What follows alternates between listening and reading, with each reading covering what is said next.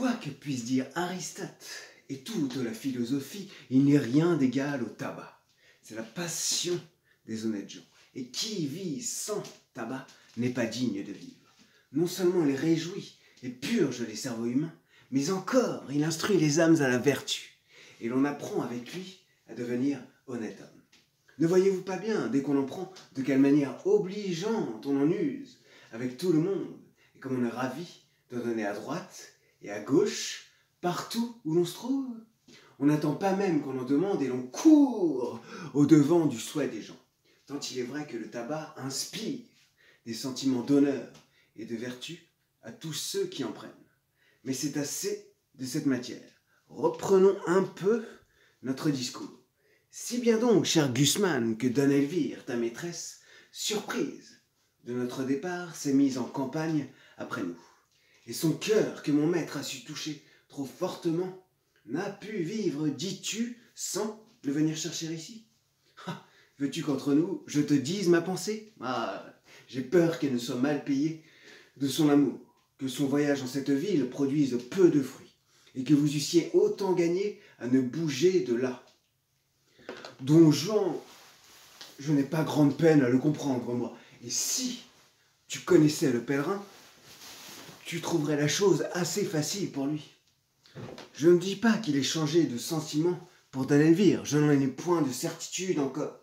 Tu sais que par son ordre, je partis avant lui. Et depuis son arrivée, il ne m'a point entretenu. Mais, par précaution, je t'apprends internos que tu vois en Don Juan mon maître, le plus grand scélérat que la terre ait jamais produit. Un enragé, un chien, un diable, un turc, un hérétique qui ne croit ni ciel, ni enfer, ni loup-garou, qui passe cette vie en véritable bête brute. Un pourceau des piqûres, un vrai sardanapale, qui ferme l'oreille à toutes les remontrances qu'on lui peut faire et traite de billevesée tout ce que nous croyons. Tu me dis qu'il a épousé ta maîtresse? Moi, je crois qu'il aurait plus fait pour sa passion et qu'avec elle, il aurait encore épousé toi, son chien et son chat. Un mariage ne lui coûte rien à contracter. Il ne se sert point d'autres pièges pour attraper les belles. Et c'est un épouseur, à toute main. Dames, demoiselles, bourgeoises, paysannes, il ne trouve rien de trop chaud, ni de trop froid pour lui. Et si je te disais le nom de toutes celles qu'il a épousées en divers lieux, ce serait un chapitre à durer jusque au soir. Tu demeures surpris et changes de couleur à ce discours, mais ce n'est là qu'une ébauche du personnage. Et pour en achever le portrait, il faudrait bien d'autres coups de pinceau. Suffit qu'il faut que le courroux du ciel l'accable quelques jours qui me vaudrait bien mieux d'être au diable que d'être à lui, et qu'il me fait voir tant d'horreur que je souhaiterais qu'il fût déjà je ne sais où. Mais un grand seigneur méchant homme est une terrible chose. Il faut que je lui sois fidèle, en dépit que j'en ai de la fidélité. Parce que la crainte en moi fait l'office du zèle, bride mes sentiments et me réduit d'applaudir bien souvent à ce que mon âme déteste. Le voilà, en parlant de détester de ce que mon âme déteste, le voilà qui vient se promener. Séparons-nous. Écoute, au moins, je t'ai fait cette confidence avec franchise, et cela m'est sorti un peu bien vite de la bouche. Mais, s'il fallait qu'il en va quelque chose à ses oreilles, je dirais hautement que tu aurais menti. Quel homme te parlait là? Il a bien l'air, ce me semble, du bon Gusman de Don Elvire. Ah, c'est quelque chose aussi, à peu près, de cela. Quoi, c'est lui? Lui-même. Et depuis quand est-il en ville? À d'hier au soir. Et quel sujet l'amène? Je crois que vous jugez assez ce qui le peut inquiéter. Notre départ, sans doute. Ah, le bonhomme en est tout mortifié et m'en demandait le sujet. Et quelle réponse as-tu faite? Que vous ne m'en aviez rien dit. Mais encore, quelle est ta pensée là-dessus? Que t'imagines-tu de cette affaire? Moi, je crois, sans vous faire tort, que vous avez quelque nouvel amour en tête. Tu le crois? Oui. Ma foi, tu ne te trompes pas. Et je dois t'avouer qu'un autre objet a chassé Elvire de ma pensée. Eh mon Dieu, je sais mon donjon sur le bout du doigt, et je connais votre cœur pour le plus grand coureur du monde. Il se plaît à se promener de liens en liens et n'aime guère à demeurer en place. Et ne trouves-tu pas, dis-moi, que j'ai raison d'en user de la sorte? Eh, monsieur... Quoi, parle? Assurément que vous avez raison. Si vous le voulez, on ne peut pas aller là contre. Mais, si vous ne le vouliez pas, ce serait peut-être une autre affaire. Eh bien, je te donne la liberté de parler et de te me dire tes sentiments. En ce cas, monsieur, je vous dirai franchement que je n'approuve point votre méthode et que je trouve fort vilain d'aimer de tous côtés comme vous faites. Quoi, tu veux qu'on se lie à demeurer au premier objet qui nous prend? Qu'on renonce au monde pour lui et qu'on n'ait plus Dieu pour personne? Ah, la belle chose de vouloir se piquer d'un faux honneur d'être fidèle, de s'ensevelir pour toujours dans une passion, et d'être mort dès sa jeunesse à toutes les autres beautés qui nous peuvent frapper les yeux. Non, non, la constance n'est bonne que pour les ridicules. Toutes les belles ont droit de nous charmer. Et l'avantage d'être rencontrée la première ne doit point dérober aux autres les justes prétentions qu'elles ont toutes sur nos cœurs. Pour moi, la beauté me ravit partout où je la trouve, et je cède facilement à cette douce violence dont elle nous entraîne. J'ai beau être engagé, l'amour que j'ai pour une belle n'engage point mon âme à faire injustice aux autres. Je conserve des yeux pour voir le mérite de toutes et rends à chacune les hommages et les tributs où la nature nous oblige. Quoi qu'il en soit, je ne puis refuser mon cœur à tout ce que je vois d'aimable. Et dès qu'un beau visage me le demande, si j'en avais 10 000 des cœurs, je les donnerais tous. Les inclinations naissantes, après tout, ont des charmes inexplicables, et tout le plaisir de l'amour est dans le changement. On goûte une douceur extrême à réduire par cent hommages le cœur d'une jeune beauté, à voir de jour en jour les petits progrès qu'on y fait, à combattre par des transports, par des larmes et des soupirs, l'innocente pudeur d'une âme qui a peine à rendre les armes, à forcer pied à pied toutes les petites résistances qu'elle nous oppose, à vaincre les scrupules dont elle se fait un honneur, et la mener doucement où nous avons envie de la faire revenir. Mais lorsqu'on en est maître une fois, il n'y a plus rien à dire, ni rien à souhaiter. Tout le beau de la passion est fini, et nous nous endormons dans la tranquillité d'un tel amour. Si quelque objet nouveau ne vient réveiller nos désirs et présenter à notre cœur les charmes attrayants d'une conquête à faire. Enfin, il n'y a rien de si doux que de triompher de la résistance d'une belle personne, et j'ai, sur ce sujet, l'ambition des conquérants, qui volent perpétuellement de victoire en victoire, et ne peuvent se résoudre à borner leurs souhaits. Il n'y a rien qui puisse arrêter l'impétuosité de mes désirs. Je me sens un cœur à aimer toute la terre, et comme Alexandre, je souhaiterais qu'il y eût d'autres mondes pour y pouvoir étendre mes conquêtes amoureuses. Vertu de ma vie, comme vous débitez! Oh là, il semble que vous ayez appris cela par cœur. Et vous parlez tout comme un livre. Qu'as-tu à dire là-dessus? Ma foi, j'ai à dire. Je ne sais que dire, car vous tournez les choses d'une manière qu'il semble que vous avez raison. Et cependant, il est vrai que vous ne l'avez pas. J'avais les plus belles pensées du monde, et vos discours m'ont brouillé tout cela. Laissez faire. Une autre fois, je mettrai mes raisonnements par écrit pour disputer avec vous. Tu le feras bien. Mais monsieur, cela serait-il de la permission que vous m'avez donnée si je vous disais que je suis tant soit peu scandalisé de la vie que vous menez? Comment et quelle vie est-ce que je mène? Ah, fort bonne, fort bonne, fort bonne. Mais par exemple, de vous voir tous les mois vous marier comme vous faites? Y a-t-il rien de plus agréable? Il est vrai, je conçois que cela est fort agréable et fort divertissant. Et je m'en accommoderais assez, moi, s'il n'y avait point de mal. Mais monsieur, se jouer ainsi d'un mystère sacré et... Va, c'est une affaire entre le ciel et moi, et nous la démêlerons bien ensemble sans que tu t'en mettes en peine. Ma foi, monsieur, j'ai toujours ouï dire que c'est une méchante raillerie que de se railler du ciel, et que les libertins ne font jamais une bonne fin. Oh là, maître Sceau, vous savez que je vous ai dit que je n'aime pas les faiseurs de remontrances. Ah, je ne parle pas aussi à vous, Dieu m'en garde. Hein. Vous savez ce que vous faites, vous. Et si vous ne croyez rien, vous avez vos raisons. Si vous ne croyez rien, vous avez vos raisons. Mais il y a de certains petits impertinents dans le monde qui sont libertins sans savoir pourquoi. Qui font les esprits forts parce qu'ils croient que cela leur sied bien. Et si j'avais un maître comme cela, je lui dirais fort nettement, le regardant en face, « Osez-vous bien ainsi, vous jouez du ciel, et ne tremblez-vous point de vous moquer comme vous faites des choses les plus saintes. C'est bien à vous, petit ver de terre, petit myrmidon que vous êtes. Je parle au maître que j'ai dit. Hein.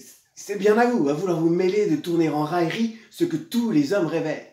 Pensez-vous que pour être de qualité, pour avoir une perruque blonde et bien frisée, des plumes à votre chapeau, un habit bien doré et des rubans, couleur de feu, pensez-vous, dis-je, que vous en soyez plus habile homme? Que tout vous soit permis et qu'on ose vous dire vos vérités? Apprenez de moi, qui suis votre valet, que le ciel punit tôt ou tard les impies, qu'une méchante vie amène une méchante mort, et que... Père, De quoi est-il question? il est question de te dire qu'une beauté me tient au cœur, et qu'entraîné par ses appâts, je l'ai suivi jusque dans cette ville. Et n'y craignez-vous rien, monsieur, de la mort de ce commandeur que vous tuâtes il y a 6 mois? Et pourquoi craindre? Ne l'ai-je pas bien tué? Ah, fort bien, le mieux du monde, et il aurait tort de se plaindre. J'ai ma grâce de cette affaire. Oui, mais cette grâce n'éteint pas peut-être le ressentiment des parents et des amis et... Ah, n'allons point songer au mal qui nous peut arriver, et songeons seulement à ce qui nous peut donner du plaisir. La personne dont je te parle est une jeune fiancée, la plus agréable du monde, qui a été conduite ici par celui même qu'elle y vient épouser. Et le hasard me fit voir ce couple d'amants 3 ou 4 jours avant leur voyage. Jamais je n'ai vu 2 personnes être si contents l'un de l'autre, et faire éclater plus d'amour. La tendresse visible de leurs mutuelles ardeurs me donna de l'émotion. J'en fus frappé au cœur, et mon amour commença par la jalousie. Oui, je ne pus souffrir d'abord de les voir si bien ensemble. Le dépit alarma mes désirs, et je me figurai un plaisir extrême à pouvoir troubler leur intelligence et rompre cet attachement dont la délicatesse de mon cœur se tenait offensée. Mais jusqu'ici, tous mes efforts ont été inutiles, et j'ai recours au dernier remède. Cet époux prétendu doit aujourd'hui régaler sa maîtresse d'une promenade sur mer.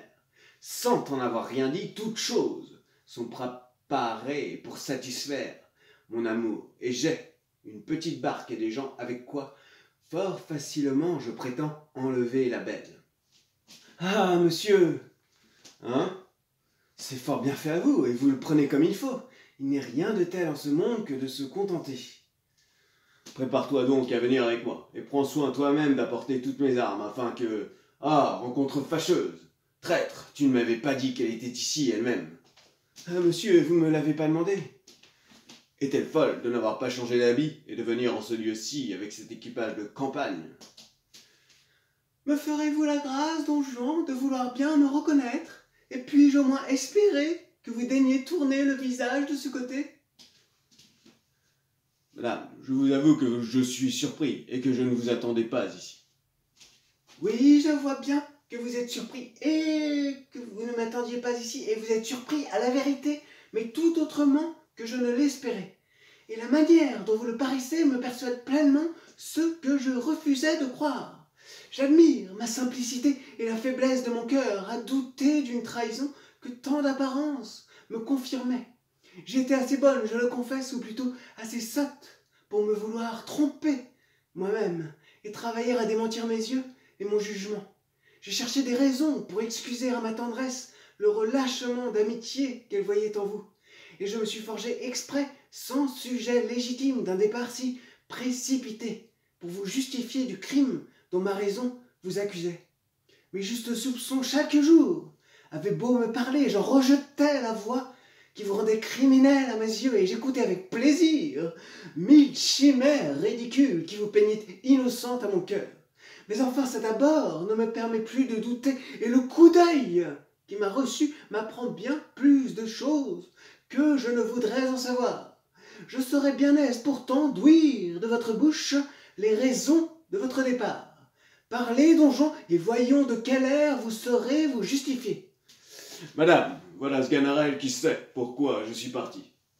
Moi, monsieur, mais je n'en sais rien, s'il vous plaît. Eh bien, Sganarelle, parlez, et n'importe de quelle bouche j'entende ces raisons. Allons, parle donc à madame. Je n'ai rien à répondre, que voulez-vous que je dise? Veux-tu répondre, te dis-je? Madame. Quoi? Monsieur. Si. Madame, les conquérants, Alexandre et les autres mondes sont cause de notre départ. Voilà, monsieur, tout ce que je puis dire. Vous plaît-il, donjon, nous éclaircir ces beaux mystères? Madame, à vous dire la vérité, ah, que vous savez mal vous défendre pour un homme de cour, et qui doit être accoutumé à ces sortes de choses. J'ai pitié de vous voir la confusion que vous avez. Que ne vous armez-vous le front d'une noble effronterie? Que ne me dites-vous que vous êtes toujours dans le même sentiment pour moi, que vous m'aimez toujours avec une ardeur sans égale, et que rien n'est capable de vous séparer de moi que la mort?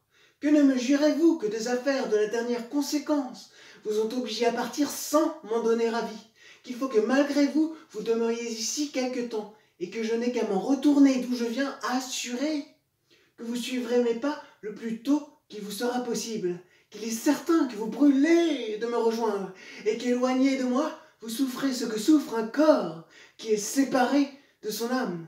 Voilà comme il faut vous défendre, et non pas être interdit comme vous êtes.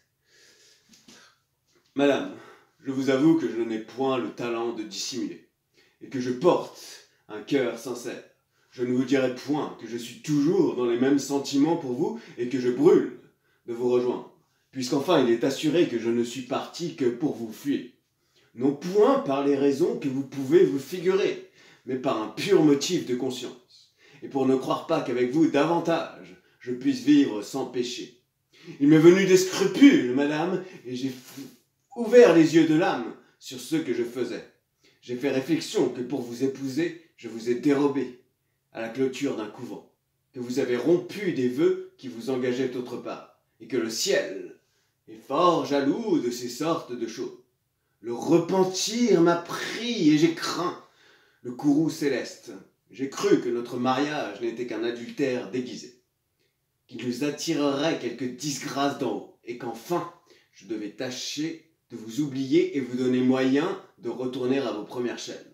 Voudriez-vous, madame, vous opposer à une si sainte pensée, et que j'allasse, en vous épousant, me mettre le ciel sur les bras que par...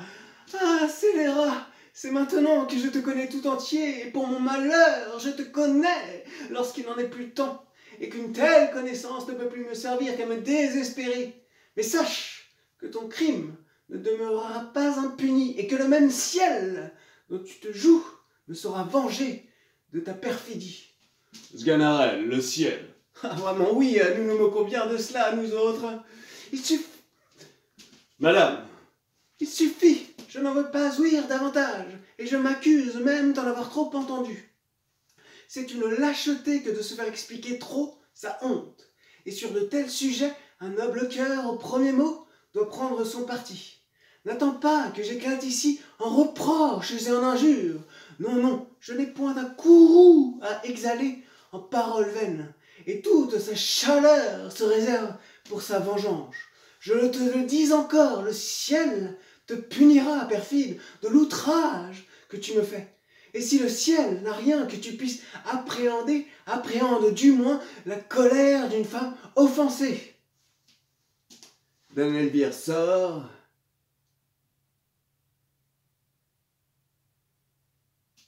Et Sganarelle et Don Juan déclament.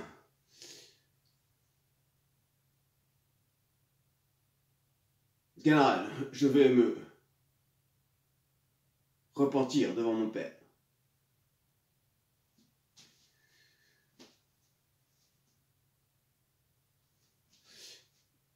dit Don Juan déclame. Allons songer à l'exécution de notre entreprise amoureuse. Ah, quel abominable! Maître, me vois-je obligé de... Ah, Sganarelle, ah, quel abominable maître, me vois-je obligé de servir? Don Juan et Sganarelle embarquent.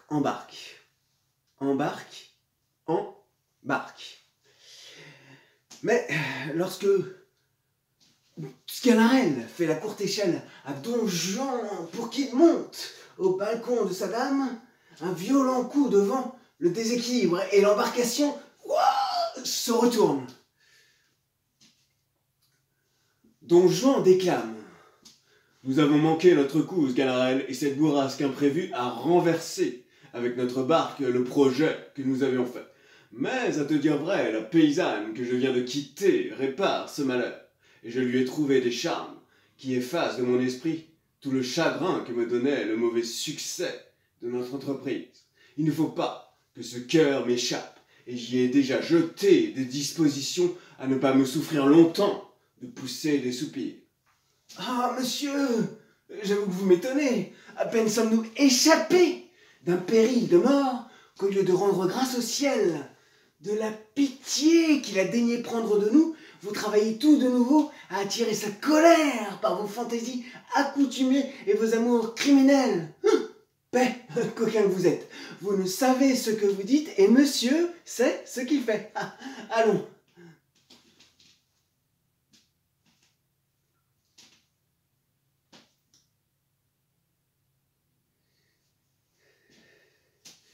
Alors là, noir, et il faut imaginer que j'enfile une blouse blanche. Sganarelle en blouse blanche, Don Juan en blouse blanche, Sganarelle en blouse blanche. Ma foi, monsieur, avouez que j'ai eu raison, et que nous voilà l'un et l'autre déguisés à merveille. Ceci nous cache bien mieux que tout ce que vous vouliez faire. Qu'en dites-vous, monsieur ? Ma foi, monsieur, avouez que j'ai eu raison, et que nous voilà l'un et l'autre déguisés à merveille. Votre premier dessein n'était point du tout à propos, et ceci nous cache bien mieux que tout ce que vous vouliez faire. Ah, il est vrai que te voilà bien, et je ne sais où tu as été déterré. Cet attirail ridicule. Oui, c'est l'habit d'un vieux médecin qui a été laissé en gage au lieu où je l'ai pris, et il m'en a coûté de l'argent pour l'avoir. Et savez-vous, monsieur, que cet habit me met déjà en considération, que je suis salué des gens que je rencontre et que l'on me vient consulter, ainsi qu'un habile homme. Comment donc ? 5 ou 6 paysans, en me voyant passer, me sont venus demander mon avis sur différentes maladies. Tu leur as répondu que tu n'y entendais rien. Moi ? Point du tout. J'ai voulu soutenir l'honneur de mon habit. J'ai raisonné sur le mal et leur ai fait mes ordonnances à chacun. Et quel remède encore leur as-tu ordonné ? Ma foi, monsieur, j'en ai pris par où j'en ai pu attraper. J'ai fait mes ordonnances à l'aventure, et ce serait une chose plaisante si les malades guérissaient et qu'on m'en vînt remercier.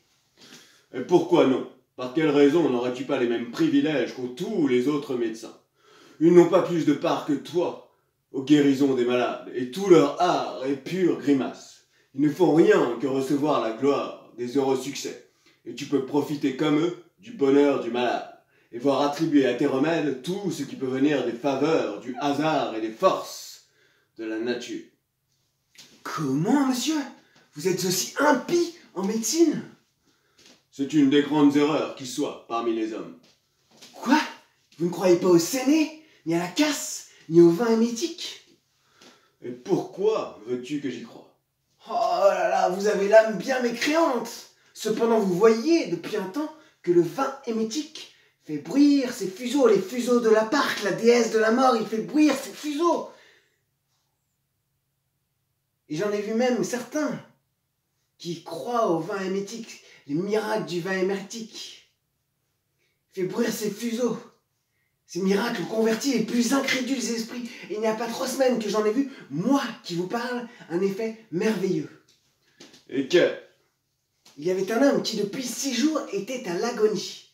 Tous les remèdes, on ne savait plus que lui ordonner, et tous les remèdes ne faisaient rien. On s'avisa à la fin de lui donner de l'émétique. Il réchappa, n'est-ce pas? Non, il mourut. L'effet est admirable. Comment, monsieur? Il y avait 6 jours entiers qu'il ne pouvait mourir, et cela le fit mourir tout d'un coup. Voulez-vous rien de plus efficace? Tu as raison. Mais laissons là la médecine où vous ne croyez point, et parlons des autres choses, car cet habit me donne de l'esprit, et je me sens en humeur de disputer contre vous. Ah, vous savez bien que vous me défendez les remontrances, et que vous me permettez les disputes. Eh bien? Je veux savoir un peu, vous pensez à faux. Est-il possible que vous ne croyez point du tout au ciel? Laissons cela. C'est-à-dire que non. Et à l'enfer? Oui, oui. Tout de même, et au diable, s'il vous plaît. Eh, Aussi peu? Ne croyez-vous point à l'autre vie? Oh là là, voilà un homme que j'aurais bien de la peine à convertir. Et dites-moi un peu, le moine bourru, qu'en croyez-vous? la peste soit du pape. Et voilà ce que je ne puis souffrir, car il n'y a rien de plus vrai que le moine bourru. Et je me ferai pendre pour celui-là. Mais encore faut-il croire quelque chose dans le monde. Qu'est-ce que vous croyez? Ce que je crois. Oui, Je crois que 2 et 2 sont 4 à Sganarelle et que 4 et 4 sont 8. ah, la belle croyance et les beaux articles de foi que voilà. Votre religion, à ce que je vois, est donc l'arithmétique. Oh, il faut avouer qu'il se met d'étranges folies dans la tête des hommes, hein, et que pour avoir bien étudié, on est bien moins sage le plus souvent. Pour moi, monsieur, je n'ai point étudié comme vous, Dieu merci. Et personne ne saurait jamais se vanter de m'avoir jamais rien appris. Mais, avec mon petit sens, mon petit jugement, je vois les choses mieux que tous les livres. Et je comprends fort bien que ce monde que nous voyons, là, n'est pas un champignon qui se soit bâti tout seul en une nuit. Je voudrais bien vous demander qui a fait ces arbres-là, ces rochers, cette terre et ce ciel que voilà là-haut. Vous voilà vous, par exemple, vous êtes là. Est-ce que vous vous êtes fait tout seul? Et n'a-t-il pas fallu que votre père ait engrossé votre mère pour vous faire? Pouvez-vous voir toutes les inventions dont la machine de l'homme est composée sans admirer de quelle façon cela est agencé l'un dans l'autre? Ses nerfs, ses os, ses veines, ses artères, ce cœur, ce poumon, ce foie, et tous ces autres ingrédients qui sont là et qui... Oh, dame, interrompez-moi donc si vous voulez. Je ne saurais disputer si l'on ne m'interrompt. Vous vous taisez exprès et me laissez parler par belle malice. J'attends que ton raisonnement soit fini. Mon raisonnement est qu'il y a quelque chose d'admirable dans l'homme, quoi que vous puissiez dire, que tous les savants ne sauraient expliquer. Cela n'est-il pas merveilleux que me voilà ici et que j'ai quelque chose dans la tête qui pense 100 choses différentes en un moment et fait de mon corps tout ce qu'elle veut? Je veux frapper des mains, hausser le bras, lever les yeux au ciel, baisser la tête, remettre les pieds, aller à droite, à gauche, en avant, en arrière, tourner. Aïe, aïe, aïe, aïe. Bon, voilà ton raisonnement qui a le nez cassé.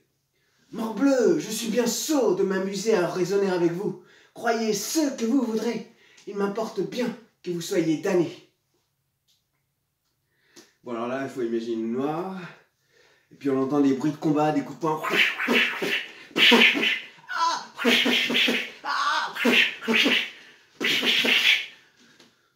Oh là, hé, Sganarelle. Plaît-il? Comment, coquin, tu fais quand on m'attaque? Ah, pardonnez-moi, monsieur. Je viens seulement d'ici près. Je crois que cet habit est purgatif et que c'est prendre médecine que de le porter. Peste soit l'insolent. Couvre-moi ta poltronnerie d'un voile plus honnête. Sais-tu bien qui est celui à qui j'ai sauvé la vie? Moi? Non. C'est un frère d'Elvire. Un... Il est assez honnête homme, il en a bien usé, et je regrette d'avoir démêlé avec lui. Il vous serait aisé de pacifier toute chose. Oui, mais ma passion est usée pour donner le vivre. Et l'engagement ne compatit point avec mon humeur. J'aime la liberté en amour, je te l'ai déjà dit. J'ai une pente naturelle à me laisser aller à tout ce qui m'attire. Mon cœur est à toutes les belles, et c'est à elles à le prendre tour à tour et à le garder tant qu'elles le pourront. Mais quel est le superbe édifice que je vois entre ces arbres? Ah, vous ne le savez pas? Non, vraiment. Bon, c'est le tombeau que le commandeur faisait faire lorsque vous le tuâtes. Ah, tu as raison. Je ne savais pas que c'était de ce côté-ci qu'il était. Tout le monde m'a dit des merveilles de cet ouvrage, aussi bien que de la statue du commandeur. Et j'ai envie de l'aller voir. Monsieur, n'allez point là. Pourquoi? Cela n'est pas civil d'aller voir un homme que vous avez tué. Au contraire, c'est une visite dont je lui veux faire civilité, et qu'il doit recevoir de bonne grâce s'il est galant homme. Allons, entrons dedans.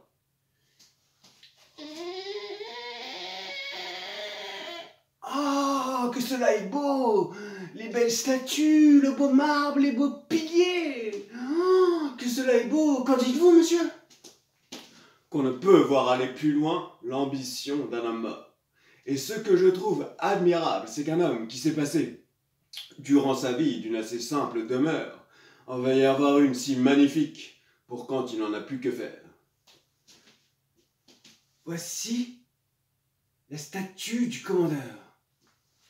Parbleu, le voilà bon, avec son habit d'empereur romain. Ma foi, monsieur, avouez qu'il s'est bien fait. Il s'est bien fait. Il semble qu'il jette des regards sur nous et qu'il s'en va parler. Je regarde sur nous qui me ferait peur si j'étais tout seul. Et je pense qu'il ne prend pas plaisir de nous voir. Il aurait tort, et ce serait mal recevoir l'honneur que je lui fais. Demande-lui s'il veut venir souper avec moi. Ah, c'est une chose dont il n'a pas besoin, je crois. Demande-lui, te dis-je. Vous moquez-vous? Ce serait être fou que d'aller parler à une statue. Fais ce que je te dis. Oh là là là, quelle bizarrerie, hein. Seigneur commandeur, ah là là, je ris de ma sottise, hein, mais c'est mon maître qui me l'a fait faire. Mais Seigneur commandeur, voulez-vous dîner ce soir avec Don Juan? Qu'est-ce qu'as-tu? Dis donc, veux-tu parler? La statue, elle a bougé, la statue. Eh bien, que veux-tu dire, traître? La statue, elle m'a fait signe. La peste, le coquin. Elle m'a fait signe, vous dis-je, allez-vous-en parler vous-même pour voir, peut-être. Allez, viens, Marot, viens. Viens, Marot, viens. Viens, Jacouille, viens, Marot, viens.